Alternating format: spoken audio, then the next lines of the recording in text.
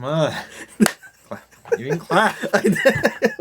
We don't need to. We're in this. The blooper reel, the B-roll. Gotcha. We're back. This is Goon's Godly Grades, the Pokemon. Isn't the... Yeah? Okay. Isn't the DLC in like the two-part just called the Secret of Area Zero? Okay. Which we learned nothing of Area Zero. Alright? Right. Well, spoiler alert. There's a turtle. Yeah, and it's not a... What is that turtle? Gamora? What's the turtle? The giant fighting turtle? The monster turtle? The kaiju one? Gamora? Was it Gamora? Okay. I think so. Yeah, it's not nearly as cool as Gamora. Yeah, so this is going to basically be a review of Kitakami plus Indigo Disk, which is together called The Secret Area Zero, but it's there's an epilogue coming out January 11th, which we'll kind of don't expect much. Yeah, right. It's an epilogue, right? Right. So I guess really we're going to go over, should you get this if you haven't already, what was like added that is substantial. We should give our Shiny Hunter opinion on it, and because we're both pretty avid Shiny Hunters. And I guess we'll start with Kitakami. I thought that sucked. Yeah, the Teal Mask, I don't know what was wrong with it, but something was wrong with it. So basically it was the story of you go to this like place for a festival that celebrates this like... Long ago, this guy had this Pokemon that was like an ogre that like everybody thinks killed these 3 hero Pokemon. Later, it turns out that the 3 were the bad guys and he was the good guy. So you get Ogerpon and you fight down Monkey Dory, Fezzy Dory, and Okidori. Doggy Dory? Yeah, I think it's something like that. Yeah. Anyway, the area was really small. Or it just felt small. Because the mountain was hard to climb, and then it was just like a giant circle. And it also ran like crap. Right. Both the DLCs ran terribly. Like, worse than the base game somehow. For these, like, smaller areas. Each added... just Teal Mask added, like, 200 Pokemon to that dex, but it was really, like... nothing. They maybe added back like 60 old Pokemon, and there was like 2 brand new ones other than the legendaries. I think it was just Dipplin. Was it just Dipplin? Yeah, for the first one. It was just Dipplin. So it was Dipplin, and then the new legendaries. Right, and they also I don't know how they made the slip up, but the only reason people found that Dipplin was going to get an evolution was because when you put like a what's it called an Eviolite on it. It got a stat boost, and you only get a stat boost if you aren't the final evolution stage. Oh, really? So it was like, oh, wait a second, why is this working? Really cool. Well, I mean, it wasn't supposed to work like that. They made a mistake, right? But like, it's a candy apple. I mean, which like it was cool. Yeah, it's cool. A cool design. It's better than any of the legendaries, honestly. So. Dude, you didn't like Doggy Dory? Doggy Pokey, and Stinky Winky? But hold on, the best part though is the kid. What is his name? Kieran. We like finished the other DLC the other day, and like Teal Mask is the origin story for this kid about why he hates everybody, and like basically wants to do bad in the world. He goes from he's like the shy kid that just sucks, and then he's like, oh, I believe Ogerpon's actually innocent, and he's right. And then he gets like murderously angry because Ogerpon wants you to be its trainer. Oh right, yeah. He like snaps and he's I've got to do something to the school or whatever, which is like the sequel in the next DLC. But yeah, you like help him and his sister who are from the Blueberry Academy, which was like a lead into the second DLC. Right. Because they were exchange students too, I think. Yeah. Something like that? Yeah, like we were exchange student from the base game, and they were exchange students from Blueberry Academy, which is in Unova. Yeah, I mean, the area sucked. The game ran awful. Terribly. The Pokemon they added, 90% of them felt like wasted slots. Oh, Sinestí was the other new Pokemon. You're right. No, you're right. Yeah. Or like Sinestra? Sinestra. Yeah. Yeah, the Pokemon they added back in that DLC, I think there was like a couple good ones. Corphish. Yeah, Corphish came back, Wooper came back, like base Wooper. Well, base Wooper was technically in the base game, but you could only get it by a trade. Right. Yeah, right. so I was like, yeah, So- you couldn't really shiny hunt it without breeding.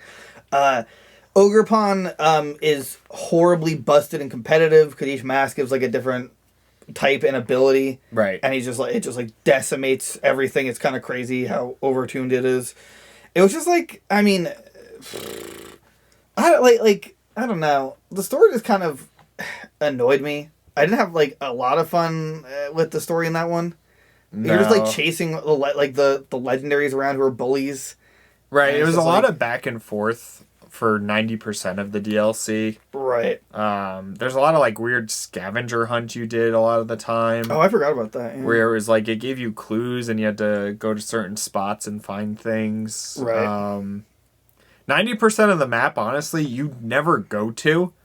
They don't need to. Unless you're just like running around for some reason. Like I feel like it was a lot of wasted space. Right. Yeah, I don't know. All the NPCs kind of sucked. The sister was fine. This was fine. The brother is like funny now, I guess, but He's only he funny was, because like super he, annoying. yeah, he gets no, we'll just talk about it when we get to it. But yeah, Kitakami, it was just I don't know. I feel like it was like a 2 out of 5. It really like it ran bad. Story kind of sucked, and Yeah. the returning Pokemon, like there was a couple cool ones. Komodo was nice to come bring back. They gave you the Chimchar egg. At Right, the end. you got a free Chimchar at the end, It's like, okay. which was fine. Right. The reward for completing the Pokédex, I think, was like garbage. Oh no! That was Wasn't good. It was thanks for bringing that up. No, that was a charm for more Terra shards. Oh, So like it yeah. basically doubled your output, which is really helpful because they give you dick nothing, unless you're doing like 6 or 7 star raids. Right. Right. So like now because everyone complained, they're like rightfully so. They're like, dude, it's like you need 50 shards to change a Pokemon's Terra type. You only give like 2 to 5 per raid. Right. And you know how like long a raid takes, like a high level raid. It was super annoying. So that was really nice. I that was a really good charm. I wasn't expecting that at all. Right. I mean, although I still think they should have just cut the prices in half, but whatever. Oh, they added Mokis, which literally do the same thing as like feathers, where it's like but importantly they added a reset one, so now you can actually like if you mess up your Pokemon, you can reset its EVs, so then you can start from the beginning, which is really good for competitive because then you don't have to catch another one and like redo the whole process. Right. Especially for shiny competitive, you know. It's like it's really annoying if you mess it up and having to reset because the only other way to reset is by getting berries that like lower it by like 10 points each. So you need like a ton of different berries. It's just a really stupid system.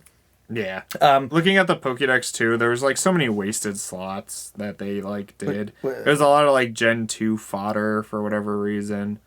This is like just like the okay. I was trying to see if there's anything else Right. stupid that stood out, but It was yeah.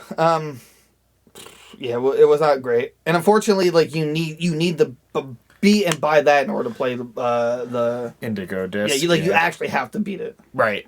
which is weird. Like I mean, I know why they did it like story wise, but it's just weird that you had to beat that DLC. Right. And legendary. I mean, like, see, this is what pisses me off is when they add more new legendaries than they add new actual Pokemon, like normal, not god level Pokemon. Right. You know, it's just like oh cool, we got 4 new legendaries / mythicals. Okay, what do we get for like new Pokemon? Oh, you got Sinestí and Dipplin. It's like okay, well that's 2 compared to like 5. Like that's cool. You know, it's like and they're all shiny locked. right. Nothing can be shiny. Nothing can be shiny for some reason. I don't know why someone company hates us. There's no shinies. Right. You want legendary shiny? Play the best mode ever, Dynamax Adventures, Right. which you need all the DLC for. So yeah, I don't give Kitakami itself 2 out of 10. I think that one was a big stinker, to be honest. Yeah, they didn't do very good with it. The only reason I'm going to go back to Kitakami is the shiny hunt. A fair amount, some of the Pokemon. Right. But, right. Or are you trying to get a shiny living dex or just a living dex? I gotta start with the living dex, then I want to do a shiny. Okay, right. Because like I'm happy that I can shiny hunt Conkeldurr. That was nice. Yeah, Conkeldurr's there. Komodo. Wooper, I want a shiny hunt. Gibble. Go back to shiny hunt. Right. Yeah. So 2 out of and you said 2 out of 10 too. Yeah. Okay. Yeah. So 2 out of 10. Yeah, I would say if you can avoid it, go for it. But you can't avoid it right. if you're gonna play all the DLCs. Oh, right. Also about that, like for the epilogue. So the whole time in Kitakami, there's like this talk of this like puppet master that controls the 3 other like Okie Dokie, Monkey, right. Pookie, and Dinky Winky. They're like that's what the epilogue's gonna be about. Is this like puppet master person that they've been alluding to? Right. I have a feeling it's gonna be a big disappointment, but it's free. So that's it's another legendary. Hope you do. I love it. I love it. Woo! All right, now to the Teal Mask. To the Indigo Disk. Indigo Disk. I would say just off the bat, it was a lot better. It was way better. That way better. Yeah. I mean, it still like ran pretty crappy. The whole point of them saying it's in Unova, like, who cares? Like, what does it add that it's in Unova? My thought is maybe that's a hint that next year is going to be Gen 5 remakes. Right. That's the only thing I could think it alludes to, and that it'll be in the remake in some way or shape or form. Right. But even still, like, I don't know, they're still going to have to, like, completely remake it for whatever art style they do for the remake. Right. Yeah, I don't know. Maybe they just chose a region and just, like... Maybe it'll be a cool way of them getting other Pokemon in the Gen 5 game to like explain it that way. Like that would be cool. Oh, maybe. Like, that'd be cool. Brilliant Diamond and Shining Pearl, you really couldn't transfer anything in that wasn't in that Pokédex originally. That was like the big problem with it. You know, now that I think about it, there really wasn't a lot of Gen 5 Pokemon in Teal Mask. God, why do I keep saying Teal Mask? In Indigo? Yeah, like I can't think of... Like, Volcarona was already in base game.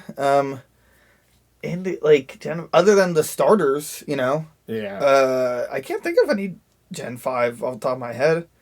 I mean, there's the legendaries, but I'm not going to count that either. No. Yeah, really, I feel like there wasn't a lot. Well, either way. So basically, yeah, you the head of the Blueberry Academy is like, hey, we think you're pretty awesome. Come to our terrarium. And... there was a lot of Gen 1. Right. And 2 for the... So... The terrarium, which is it's honestly it was a really good idea in the sense of how they could bring back Pokemon that shouldn't exist, you know? Right. It was, yeah. So like a lot of the Hisuian forms came back, and like they had Alolan forms there, which like obviously shouldn't happen. Galarian forms, which obviously shouldn't be there. Right. I mean, that's pretty much it. Yeah, it's just Alolan. So, I mean, I think only Galarian was Slowpoke and right, Sword and Shield. That's what I was just thinking. No, I mean the birds, but whatever, that doesn't count. And isn't there other? Wait, no, the Galarian birds aren't in the DLC. That's what I mean. Like, they were the other Galarian forms. Right. But really, was Slowpoke the only? I think it was the only. Really, Galarian form? I think so. I mean, Meowth and Ponyta. And Farfetch and Weezing. Oh, I think you can. No, I think that just means that you can transfer them in. Like, right. Yeah. Okay. They're just not. Yeah. Because like the original forms. Oh, okay. Right. But so the I thought Terrarium was pretty cool. I liked that the story was just kind of just knocking Kieran down a peg. Yeah, it was literally like, oh, we didn't have a real Elite Four in the base game. Here's a real Elite Four, I guess. Yeah. And a so-called new champion that Kieran. You beat up in the last DLC and forced him to be a cold-blooded murderer in this one. Yeah, look, he's got real killer vibes. Yeah. Like, that was the only funny part. I was like, this kid's gonna hurt some people. Yeah, things aren't gonna happen well in the terrarium. Watch the live stream. Hopefully, there's some good jokes that. Yeah. Like the announcer. Oh yeah! Every time the announcer went off, we were like, "Please lock the doors. Don't let him in. He's on the loose again. He's in the hall." What was the one part where you were like, "Oh, Professor, I can't talk right now. I'm hiding in the closet."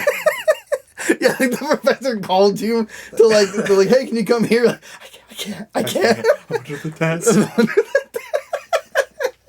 Oh my god! Look, I know it's a very serious issue in today's world, but oh my god! I mean, like he really had brought those vibes to the table. Right. Oh my god.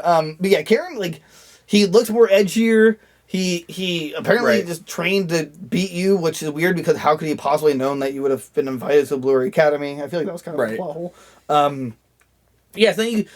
okay. What did you think of the trials? So, like, each Elite Four, each Elite Four member, they're like, oh, if you want to battle me, you have to do this. Like, why? You know, like, why do I have to make a sandwich? Why do I have to, you know? Yeah, I mean, they were stupid. I totally forgot that in the base game you also did that when doing the like actual gyms. That's like just like a gimmick now. Oh yeah, you know what? You're right. Guess, yeah. But like it was fine. They were just stupid. I don't know. Oh my God. Like the sandwich one was really dumb. The one I will say I liked that the DLC was like a challenge. Oh yeah, like everything was like super high levels. Double battles. The one guy's team like set up spikes and like swords danced like 3 times. Like it was actually competitive. The dragon guy, his trial was like you can't use anything you haven't caught in the terrarium. I like that. Yeah, really to fight like my minions, and that was really cool. Right. So they were like fine. The dragon guys was like the best one, but I liked that everything was like a challenge. It wasn't like a pushover. Even like Kieran's team was like stacked, but I mean like you just by bring that point, a couple level 100s and you're fine. Right. See, like I don't understand why they don't tune it so the trainers or story trainers like Kieran don't have what is it called? Where it like syncs with your levels, like adapt, like adapting to your level. Yeah, you know what I'm talking about, right? Learning something. No, it's just like oh God, I can't think of the word. You know what I'm talking about. There's a word for it. Right. It's like oh, if your Pokemon, your average level is like 80, then his is gonna be 83. Right. Because I'm maybe after recording, I'm gonna be like. Right, yeah. Right. I'm going to remember that word tomorrow and scream. I feel like it definitely needed that because at this point, you easily could just run through it like you did with like Mewtwo or something. Right. You know, it's like, because you gave me the option, why wouldn't you just do that, you know? I didn't use the legendaries for the most part until the very end, but like even then it was still challenging. And even legendaries... Even with using like a level 100, whatever, it was still like, you know, like I was saying, like some of them were setting up and getting beefed up and still like one-shotting 90% of my guys, like so what do you think about also like there's they added a way for missions where like you get battle point and you can use it to like unlock more Pokemon, which is starters in the terrarium.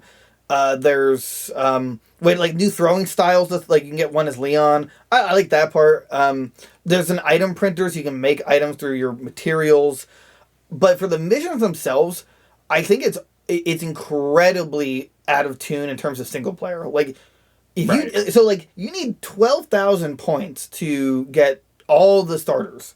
So each section of the terrarium, it's like you need 3,000 to unlock more Pokemon, and by more Pokemon, it's just starters. Like okay, so that means you need it 4 times, which means 12,000. And when you play it single player, it is a long grind. Right. Like that. We had 2 to 3 players all, you know, at the time of this recording last night, and it was like, I mean, we did it, but like it took hours. Yeah. But at least it was fun. Like it wasn't like it wasn't boring. I wouldn't say it was boring, right? No, it like flew by. I mean, we got like, I think when we started, I was like under 5,000 BP, and I think we hit the 12,000 BP in like a couple hours when we actually got the third person in. Right. And like while we were doing that, we were finishing the dexes and stuff too. So it kind of like flew by. Yeah, for the most part. But like if you play with strangers though, because there's group missions where like you have to do with everyone in your current group, and there's like take a picture together. It's like okay, but if they're strangers, it could be hard to communicate that. Right. Yeah, there's no game chat or anything. Right. So. And then also, and we'll go back to the story in a second, but there's also like. And it's on the decks, which always pisses me off. There's a guy who gives you or like sends you quests for legendaries based on how many quests or missions you've done. Right. And there's like Scarlet and Violet exclusive, and there's group exclusive. So there are ones locked to multiplayer. Like you literally have to play multiplayer, but don't worry, they're shiny locked. Yes, I know Nintendo thought of it all. No shiny hunting legendaries in this game. Go back to Sword and Shield if you want to. And also buy all the DLC for Sword and Shield. You have to. Right. Yeah. Right. So that I don't know why they don't want you to be able to reset for legendaries, and they're all of them. Besides the paradoxes, which we'll talk to you in a little bit, aren't in deck. There's no deck entry, and I hate that because that means you can't search it in the box. Right. Which is really annoying. I don't know why you can't search it, and it just pisses me off. God damn, idiots. So yeah, like the quest is a grind. Do it with 4 people, and you probably knock it out in like 2 to 3 hours. At least we're unlocking more Pokemon. Right. The legendaries, I mean, it's like super disappointing. They're shiny locked, but they're there. They're also like in the base games map. They're not in the DLC map for whatever reason. Yeah. It's just stupid. I don't know. Yeah, the snack guy's like, oh, when I was younger, I was walking on a frozen lake when suddenly Rayquaza came from the sky. It's like, what? Yeah. And he like gives you clues as to where they are. Like, I got Zapdos because he's like, oh yeah, I was on top of a lighthouse, and then I saw Zapdos. I'm like, okay, let's go check lighthouses. Right. Zapdos just flying there. I'm like, okay. I'm very scared personally to see where Kyogre is because my fear is that it's under the water and it's going to scare me. Yeah. I don't like that. I'm not a fan of that. Oh, they give you the ability to like forever fly as well when you beat the campaign and terrestrialize like unlimitedly, basically. So that was definitely nice, but like my even though I love their quality of life improvements, I hate that they wait until the end of the last DLC to give it to you. Right. Like they make it just like okay, but like it makes no sense or it doesn't matter anymore. Right, exactly. Like why did you but it helped to get us the rest of the Pokemon, but realistically, that specifically the flying should have been at the end of Kitakami. Yeah. That very specifically should have been in the Kitakami. And then when you catch all the Pokemon, you get the Mark Charm, which I mean, that is for very extreme people. Like, that's like beyond shiny hunting. Yeah, there's a community where they're like, oh, I want shiny this, but it has like a Mighty Mark. It's like, dude, good luck. Good luck. I don't know. They oddly found a way to add more way to value Pokemon. Right. Like, that's a shiny, but doesn't have the Mighty Mark. Right. And there's like 8 different marks you can have. But so yeah, also you didn't mention this at the beginning. They just give you a charm for more critical catches, which is really nice. Yeah, that was really helpful. Nice. Yeah, that was really helpful. I mean, at least they give it to you at the start. True. I'll give them that. But again, should have been in Kitakami. Anyway, back to the story. So you beat the Elite Four. You fight Kieran. You beat Kieran. He's this close from putting bullets in the chamber and hurting people. And then your teacher's like, hey, you guys want to go to Area 0 and just, like, check it out? Oh, I totally forgot about that whole part. Yeah, you go back to Area 0 because the teacher's like, oh, we know where this turtle is now. We got to go smash its shell or whatever. They want to make turtle soup. And then they, like, go in these caves. You battle these new stellar Terra types, which are, like, everything type. Basically, it's like when some stellar types... God, it's hard to explain, but basically, with terrestrializing, let's say you turn to a fairy, so then your fairy move has like a times whatever multiplier on it every time, and you're a fairy type. Stellar type, you get that same bonus, but it's only one time for each move. So it's like, if you have a fairy and a dragon move, you'll get that bonus the first time you use a fairy and the first time you use a dragon. And then, I think everything, I could be wrong about this, can you look it up with stellar type? I think everything is neutralized against you, like nothing is super effective and nothing's ineffective. I could be wrong though. I don't know how that part works. But I'm very interested in how everyone else can use stellar type. Anyway, the stellar Terra Terrestrialize grants a boost to moves, but only one per move. Once per move. After you use a move, no other moves of that same type will get the boost. In Terra raid battles, all moves will be boosted without limit. Okay, so it's definitely the best thing to use in a Terra raid. Yeah. Let's see here. The power of the move will be boosted by 1.5. This happens only once, but I wonder what happens if something hits you. Like, if you're a stellar type, that, like, if stellar type is no type, that means everything would just be normally effective against you. Cerebi. Anyway, so, you're going down there, Kieran's still acting crazy, and you find this rock, and you're like, oh, look, the crystal, let's pull it out of this crystal and see what happens. So we pull it out, and there's, like, this little turtle comes out, and then... Kieran's like, masterful. mine. Right, yeah, like he literally snags it from you. Right, he snags it from you. He's like, nope, this is mine now. And then your professor's like super obsessed. And they're like, oh, why don't you battle, see how it works? And you just whoop this turtle's ass. And they're like, okay, that was nothing. He's like, wait, well, why don't you try terrestrializing it? And all hell breaks loose. He turns into a 3-layer turtle cake that just like nukes you, breaks out of a master ball, which never has happened before. Right. And it and then Karen's like, okay, I guess I have to help. Then you beat it, and then you own the turtle. Yeah. And that's the secret of Area Zero. Oh, and there's and the turtle was the secret all along. And the epilogue is that you like go to Kitakami and you go to Crystal Lake, and the turtle's also somehow connected to time. They don't really explain that. Right, the turtle like sucks the professor back from the base game. And then you like tell him the secrets of the future. I think it creates a paradox or something, but yeah, basically, if you're in Scarlet, you get the past, professor. Violet, you get the future one. That's in the future, hers in the past. And it's just like, the worst part about that is that they're the parent of, what is his name, Armin or something? Arvin. Yeah, Arvin. And like, instead of having him be there, seeing his parent, they're like, no, I just want to know more about what's in the book. This weird book. I don't know. That blog was kind of dumb. Yeah. It was just, so all in all, so like I love this DLC. I loved it a lot actually. However, it was such a dick tease with the whole secret of Area Zero. Like 98% of the DLCs combined had nothing to do with Area Zero. Yeah, you're not in Area Zero at all, other than the last 10 minutes of that one, and I still don't know what Area Zero like. I don't know. I don't know if I'm just disappointed. Like, why is there time travel there? That was never really explained, right? I think it might have been in the last one. I think it was in the something wrong with the base game. Was it in the base game? It was in the base game. They're just like experimenting in there because like there's all this terrestrialization energy. Right. And there's like screwing around with it, and then like I think they just accidentally opened a portal to past/future, and it's like okay. I don't get it. But my problem is like. The DLCs, both of them are called as a story is the secret of Area Zero. Kitakami has literally nothing to do with Area Zero besides like the top of the mountain. You don't go back there. Right. You don't go back there. And then this one, literally, if they after you beat Kieran, there was no like I was not expecting. Oh, hey, let's go to Area Zero now. It's like okay, right. And they don't so like there's this weird crop circle. In this one specific area, I'm not sure if you remember it, but it's in Area Zero, and they never explain it, and it's just super annoying that that's still left undone, and they just randomly go into this Area Zero just to fight a turtle. I don't know, but I also don't know what they could have done differently.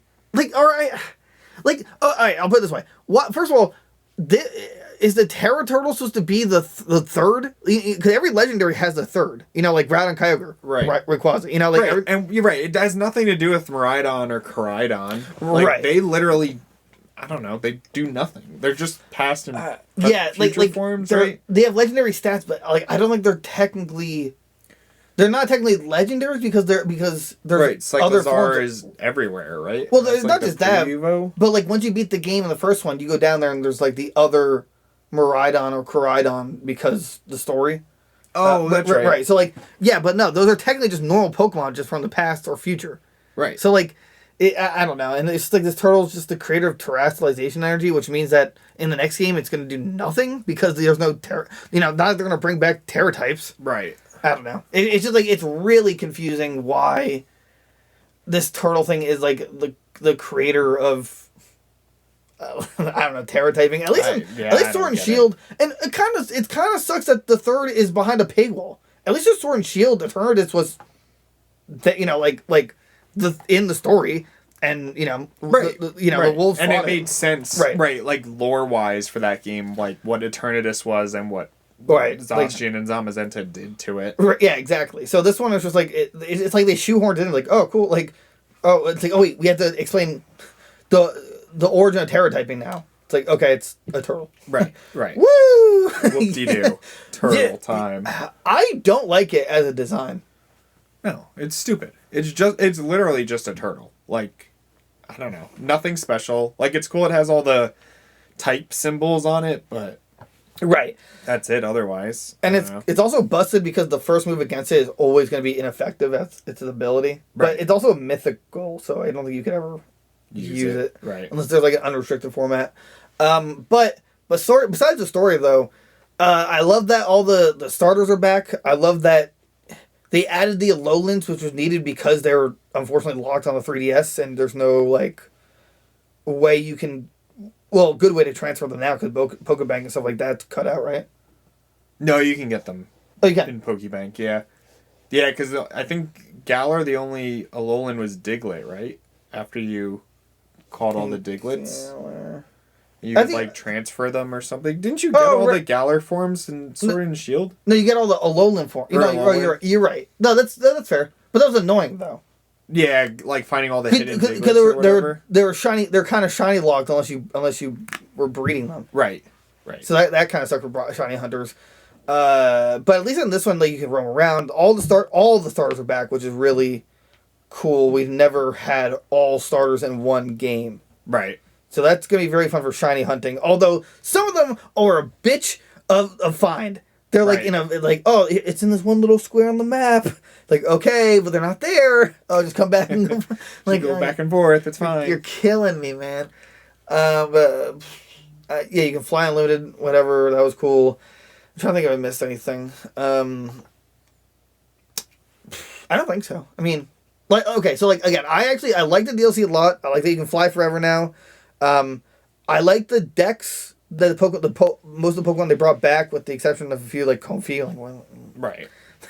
Okay, like we want Alolands, not like not that one. Yeah. That's not a Alolan form. Let's see here. I feel like it's a reasonably sized. It's not like too big, but it's like big enough. Yeah, big enough. It feels bigger than Kitakami.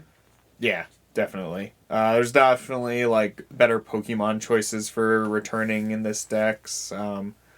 We got like 4 new Pokemon technically, right? Hydrapple, we got 6. We didn't talk about the future and past forms. Okay, yeah, let's break it down for a second. So, Hydrapple, as we mentioned earlier, it definitely got an evolution.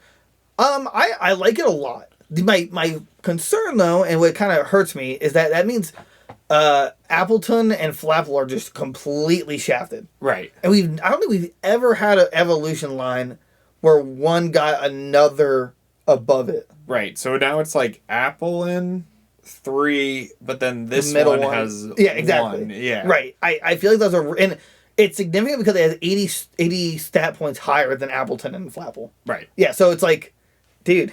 You never use the other ones. Right. Why would you, you never use the other ones? So that, my thought is that what they should have done, I think I talked to you on stream about it, is they should have made it so the Appleton and Flapple should evolve into Hydrapple, but it changes the stats around. Like Appleton's slow and tanky, so maybe its defenses are higher in Hydrapple. Right. And then I don't know about Dipplin, but Flapple's speed and stuff and just have one of the different heads pop out. Oh yeah, I like that. Yeah, that'd be cool. And that'd be cool for shiny hunting too, because then you could look for 3 different versions. Right. But yeah, so it just kind of screws the other 2 up. Let's see. Archilodon, aka the staple remover, aka Bridge. Right. I like it. It's clean. It's just weird that he chose Duraludon. You know? He's got to be a fan favorite, I guess. Duraludon's just insane already, though. Right, yes. And they were using competitive. I don't, it was really weird because, that's one of the few Pokemon that has no evolution lines. I'm like, you know what? I like it. You can, if anything, I could have saw getting a pre-evolution, but... Right. So, and then it gets its own move, where it's a charge up into an electrical shot. But if it's raining, it just shoots it, so it's great for rain dance teams. Hydrapple gets a Fickle Beam, which I think is funny because it has 80 base power, and then it has I think it's a 50% chance or something like that, but it has a chance to just double its power from 80 to 160. Right. And it changes the animation so all the heads come out. So that's when you know it's doing more. Yeah. Because, so in Hydrapple, you only have the one head come out, but specifically using Fickle Beam, that's the only time... I believe the only time all the heads will come out and attack. Huh. Yeah, which I think is cool. I like RNG elements. I think they're always funny. Yeah, that's cool. Then there's the paradoxes. Look, this might be a hot take, but I actually like Iron Crown and Iron Boulder more than the other two. They made Raikou into a fucking giraffe. Yeah. That's so Raiku's design still sucks. It's a long neck from Horizon Zero Dawn. Entei is kind of cool, but like too much almost. He just turns like a shield or like the Bastion. He's got like a I mean, so I'm not sure if you noticed, but so now like the Hoenn 3 are dragon forms too. So it's Dragon Fire, or Dragon Water, or Dragon Electric now. Oh, okay. Yeah, and the what are they called in Gen 5? Like the Swords of Justice. Swords of Justice. Way to go on that one. They're now psychic type, so it's Steel Psychic, Rock Psychic, Grass Psychic. Huh. So like I mean, like I don't know. I actually think most of the future forms are pretty lazy. It just looks like they got like a metal sheen. They're just robots. Right, they're just robots. But I would say Iron Boulder actually looks better than Tachyon. Or not Tachyon. Was it? Yeah, Terrakion. Terrakion, yeah. God, I hated that thing. Oh my God. The movie where they talked. Oh, they were so bad. Everything about Gen 5 was just awful. Where they talked? Yeah. Didn't Gen 5 have... Didn't they have a movie that was like... There's two different versions? Because it was like... Black and then white. Yeah, it was like the same movie. There's the Victini movies where they like try to... I think the literal only difference was that the Kirim was the different forms. Because one steals Zekrom and one steals Reshiram or something, and that was it. But then the Swords of Justice, it had both. It changed between the two. Right. Which was like, okay, well, I guess Reshiram and Zekrom just shit out of luck there. But, I mean, so like overall, what do you think of the paradoxes then? They're okay. Yeah, definitely the future forms I think are better. I like their designs a lot better. You know what? I just realized this, and I'm actually getting angry about it. Why didn't we get more paradoxes of just normal Pokemon? I don't know. You know, it's only legendaries, right? Yeah. You know, they only supported legendaries. Why? Yeah, they like had to finish out the dogs and the Swords of Justice, which is fine. But you could have done more. Hold on. It's not fine. It literally does not make sense how Suicune, Raikou, and Entei got past forms. It canonically does not make any sense because they explicitly explain Ho-Oh created them. None of them make sense, right? Because the Swords of Justice are all dead technically because they die canonically and Keldeo takes over. Well, Keldeo's the only Sword of Justice left. In the Dex entry in I think it's in Scarlet, it says that the Sword of Justice, it says like they're robots resembling. They're just literally robots. Yeah. I mean, no, it makes sense canonically. It's just really stupid. Right. It's really stupid. Like you could say that about anything for the future forms. You should have just done future forms for everything. Why not Paradox Bidoof? Right. You know, just like I would have loved that. A past form where he's like feral, and then like a future form where he's like, a god. He's just like right, but. Yeah, that really pissed me off. I don't know when I got so deep into Pokemon lore, but it's like, what do you mean? Well, it was just like stupid from the beginning, where it was like past and future forms, okay, and it was like, oh, we're doing legendaries. Like, why? What? Well, like, legendaries. The point of them. It all started back in Sword and Shield, where it was like Galarian, Zapdos, and Moltres and Articuno. And it's like, oh, they're not technically those. We just call them and they look exactly like them. It's like, no, there's one of each of those, and you're saying now there's multiple just in a different region. Right. It's like, why? Why would you do this? So, like, I actually like the idea of there being past forms of certain legendaries, but you have to pick the right ones. Like, or even future forms. But, like, theoretically, there could be, like, a past form of Lugia. There could be maybe a future form of Ho-Oh, although I don't think they should be robots. I think they should just be like, I don't know, just I don't know, like a different form.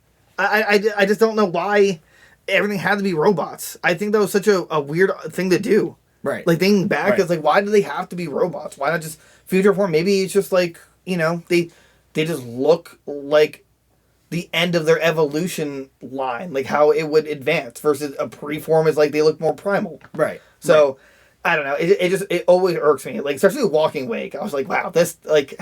Actually, it's terrible. Yeah. And then Verizon Wireless. The literal cell phone tower. The literal cell phone tower. Right, you know?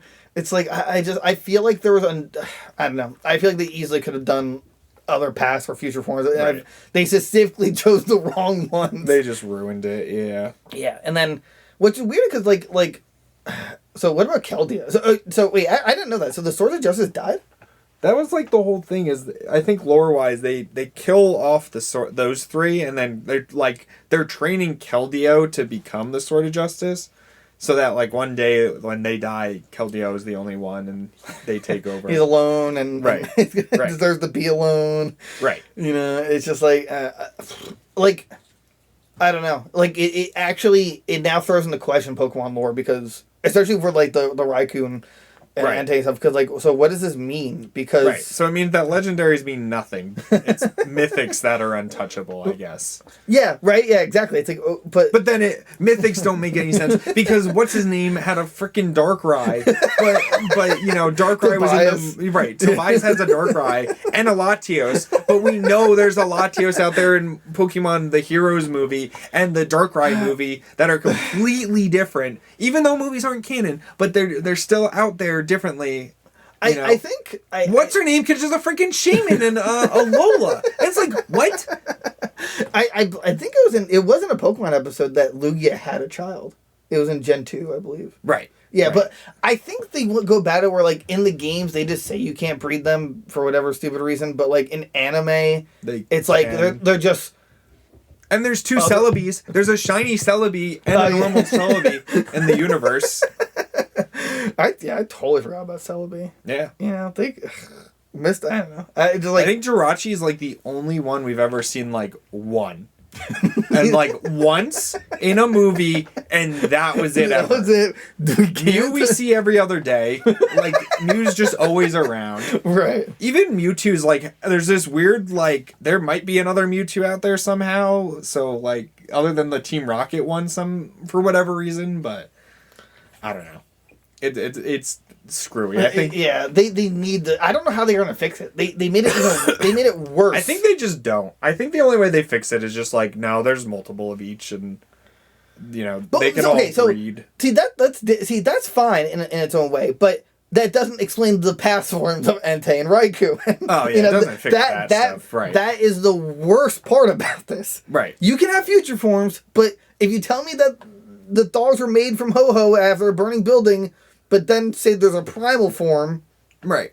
You know, it's just like I really don't like non-canon Pokemon, because realistically, I think what they're going for is like those Pokemon, while they're in the games, they never exist canonically. I think that's like the logic for this. It's like a what if, right? Same with like Miraidon and Koraidon, right? Like, they're legendaries to us because there's only one right in this timeline, but there's millions in the future and millions in the past for each. So. Right. So yeah, I don't know. I don't like what if Pokemon, unless they did it where it was like where the Ultra Beasts, where they literally say they're from different dimensions. Right. Because it's from different time, which is different than dimension. They said, but like I guess they could retcon it, like, oh, that's actually just different dimensions. Like, yeah, I guess. I guess, but why is Raikou a giraffe? Right. It still makes no sense. His are the worst one. I don't know if I'm in the wrong here, but like I feel like his are the worst. His looks stupid. Like, and Entei, I don't know why he has like a shield face. Like gigantic.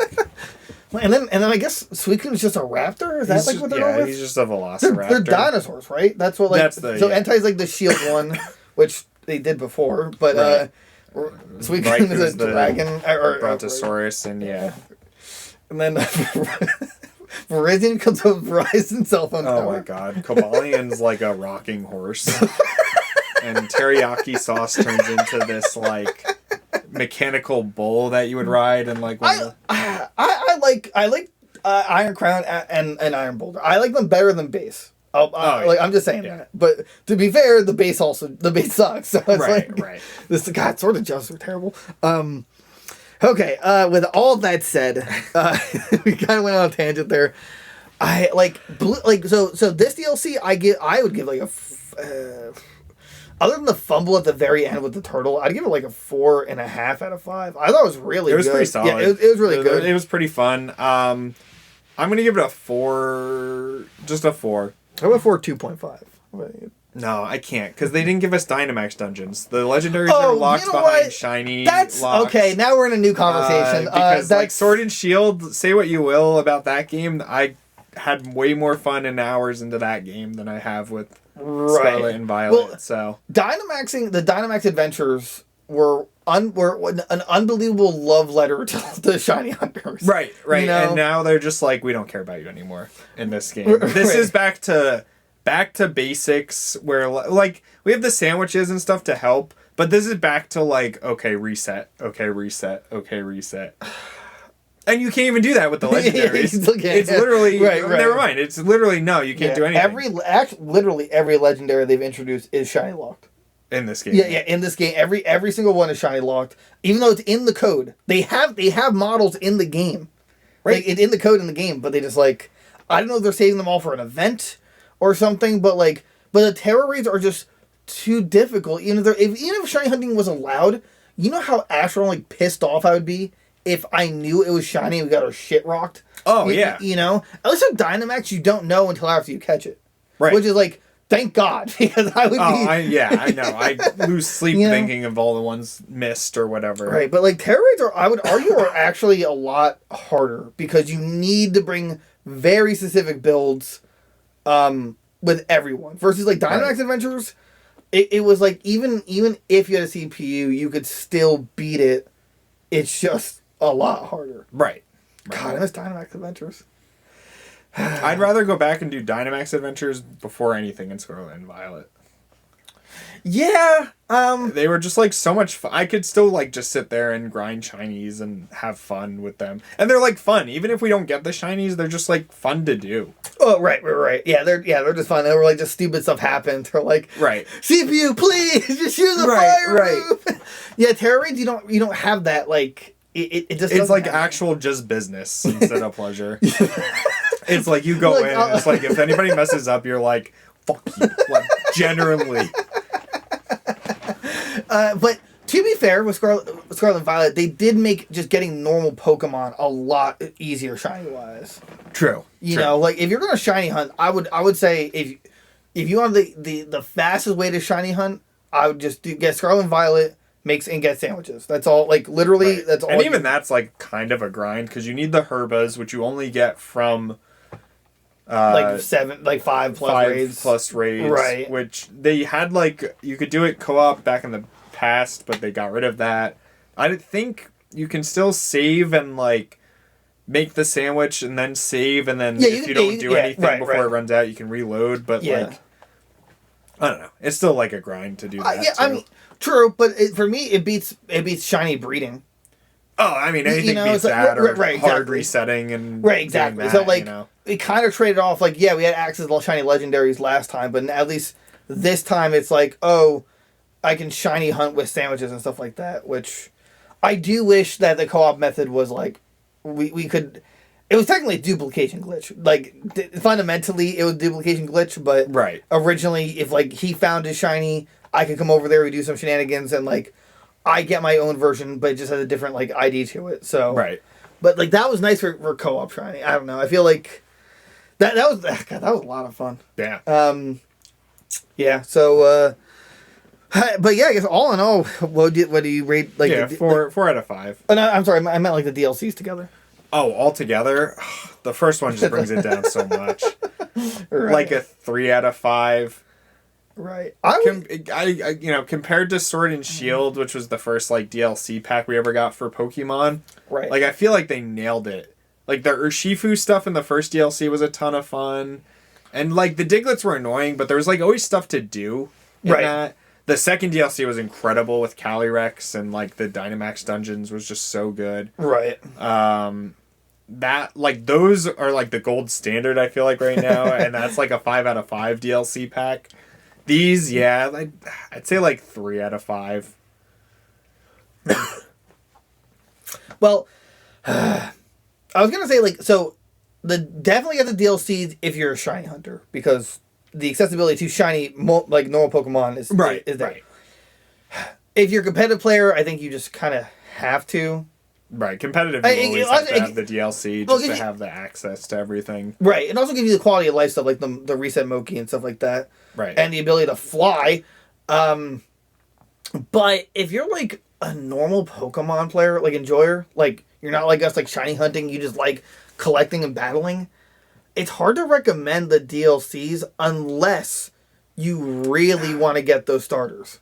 Which is, like, huge. And it's hard, because if you didn't have to play the first one to play the second, I would say just buy the second one. But, like, it's... I don't know. The first one just sucked. It was just so bad. Right. Yeah, that one was just legendary, like, shilling legendaries and mythics, and then running around a giant circle and doing just stupid stuff. Right. So, yeah, like, and that was really short, too. Yeah, it didn't take long at all. I think we did it in, like, one session, that one. And that was with completing the whole decks and everything. So, like, it's really hard for me to say if I'd recommend it to just a normal Pokemon enjoyer. Because it's like... it's so hard. Kinda, like, yeah. The first one really brought it down. And both of them had, like, really bad performance issues. Like, they still worked fine. I would say the second one worked better. The second one was definitely, like, better, but, like, the game itself fundamentally just ran terribly. Right. Like when I saw that Torchic and then it just disappeared. Right. Yeah, just like Torchic. There was still, like, a lot of pop-in issues. There was a lot of stuff that the base game had that was still issues. Yeah, to recommend it's hard. It's hard. Yeah, it's like if you're a shiny hunter, yes. If you're not, no. The only reason I'm having trouble with this is because they brought back the starters, which is huge for people who just, like, want to get those Pokemon and, like, enjoy having them and then moving to the next game or something. Right. But I don't know. My brain hurts, Derek. It's hard. I guess I'll say with no. Then I'll recommend. Don't get it if you were just a normal Pokemon enjoyer, and you don't care about shiny hunting. You just like playing Pokemon for the adventure, because the adventure really isn't there for Kitakami, and for Terrarium, it kind of is. But it's kind of tedious, too. Though, like, the story for the Terrarium, just like actually. I'm sorry. No, continue. I defend do, like, I know what it is. And then the Kieran fight, and then, like, back to Area 0 for 10 minutes.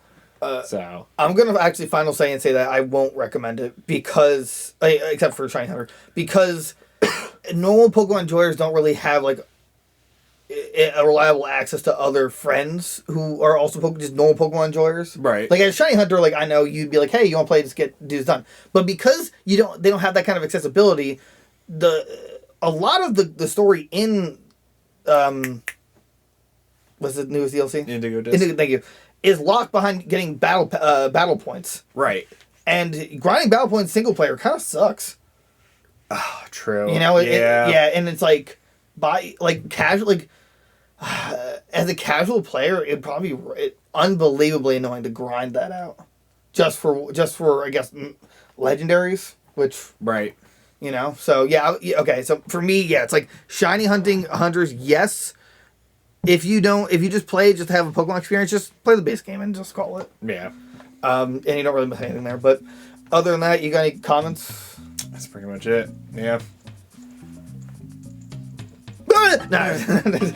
Check out the epilogue. It comes out January 11th. Yeah, maybe we'll do like a short. Maybe we'll do a short review of that. We'll be playing it at some point, but yeah, hopefully. But like, comment, subscribe. Tell us what you think. Become a Discord member. Become a YouTube member. Tell us your favorite color. Comment what you want us to review or talk about. Right. Tell us what you thought of the DLC. If you would recommend it, what your thoughts were. Right. Other than that, we'll see you guys next time. Bye. Bye. Once I get my thingy. Hold on. Just okay. Bye.